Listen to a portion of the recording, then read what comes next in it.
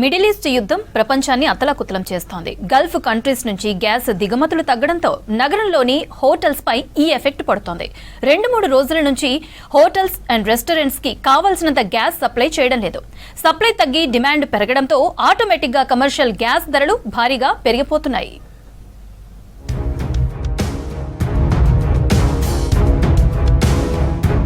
Iran, Israel, అమెరికాల యుద్ధం effect Bharat పై పడుతోంది. పెట్రోల్, డీజిల్ ధరలపై ఈ ప్రభావం లేకపోయినా ఎల్పీజీ సిలిండర్ల కొరత ప్రారంభమైంది. గ్యాస్ కొరతతో బెంగళూరు వ్యాపారులు ఇప్పటికే హోటళ్లు, రెస్టారెంట్లు బంద్ చేశారు. ముంబైలో కూడా 25% పైగా హోటళ్లు గ్యాస్ లేక క్లోజ్ చేశారు. ఇక హైదరాబాద్ లోని హోటల్స్, రెస్టారెంట్లపై గ్యాస్ ఎఫెక్ట్ భారీగానే పడుతోంది.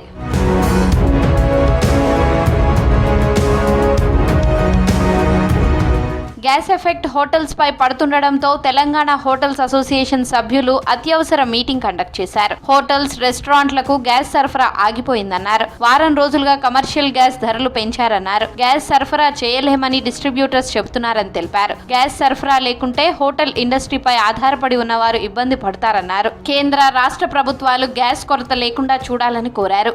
కొన్ని సిలిండర్లను ఇస్తే మరి హోటల్ మొత్తం మూతపడకుండా టిఫిన్స్ చాయ్ వరకన్నా కొంతవరకు నడిపించుకోగలుగుతాము.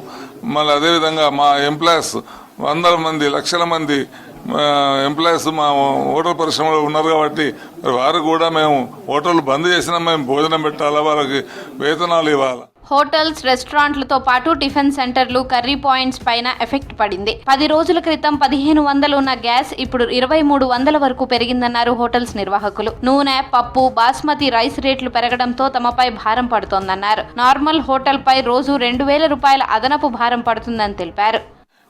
ఎమర్జెన్సీ కింద ఇప్పుడు హాస్టల్స్ కు మాత్రం డొమెస్టిక్ గ్యాస్ ఇవ్వాలని చెప్పి గవర్నమెంట్ ఆర్డర్ ఇచ్చింది.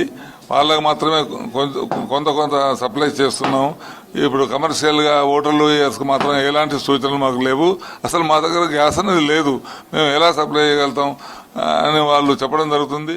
రోజు 100 మంది కస్టమర్లకు ఆహారం అందించే హోటల్స్ ఇప్పుడు గ్యాస్ సిలిండర్ల కోసం ఎదురు చూస్తున్నారు. హోటల్స్, రెస్టారెంట్లు క్లోజ్ అయితే టూరిజంపై ఎఫెక్ట్ పడే అవకాశం ఉందంటున్నారు నిపుణులు. హోటల్స్ తో పాటు టిఫిన్ సెంటర్లు, curry points, tea stalls, road side food business ఇలా అన్ని రకాల ఫుడ్ ఇండస్ట్రీపై గ్యాస్ ఎఫెక్ట్ పడుతోందంటున్నారు నిర్వాహకులు.